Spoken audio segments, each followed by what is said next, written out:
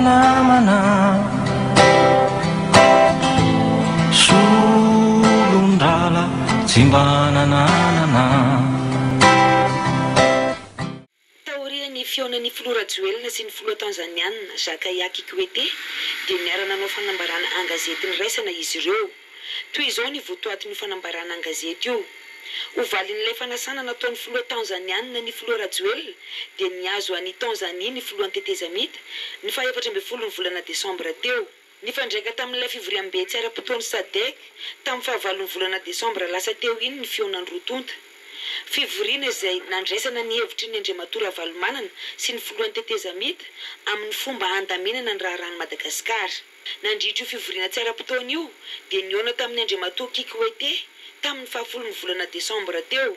Ny filoha teo aloha Andriamatoa Ravalomanana izay tany Tanzania nandritra io fivoriana tsy ara-potoan'ny SADC io dia niona tamin'ny Andriamatoa Kikwete amin'ny mahafilohan'ny troïka SADC azy tamin'ny 10 ny volana Desambra teo. Niresaka sy nanao tatitra ireo fehi-kevitra noraisina tamin'io fivoriana io izy ireo.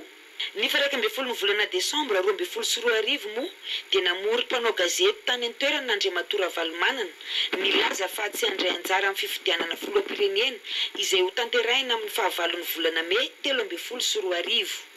Ady hevitra lalina kosa ny an'ny filoha Rajoelina sy ny filoha Kikwete momba ireo fehi-kevitra lany tamin'ny fivoriam-ben'ny SADC ireo.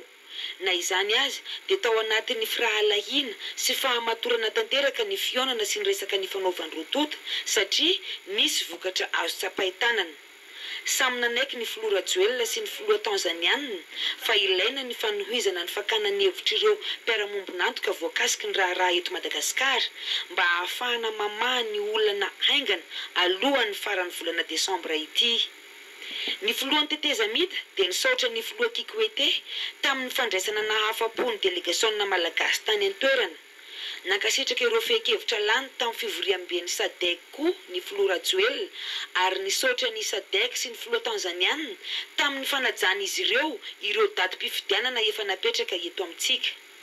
Mbola nisaotra ny fandraisana anjara ny SADC tamin'ny famahana ny olana teto Madagasikara koa ny filoha Rajoelina. Ny filoha Tanzaniana kosa dia mangataka amin'ireo vondrona iraisam-pirenena mba hanampy antsika ara-bola sy ara-pitaovana amin'ny fikarakarana sy fanatanterana ny fifidianana rehetra izay atao.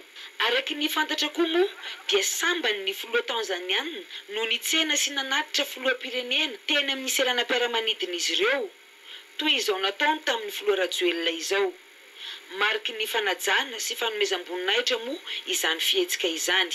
Natao teto Dar es Salaam ny zoma 14 volana Desambra 2024. Namanireo tena namana solondrala tsy mba nananana.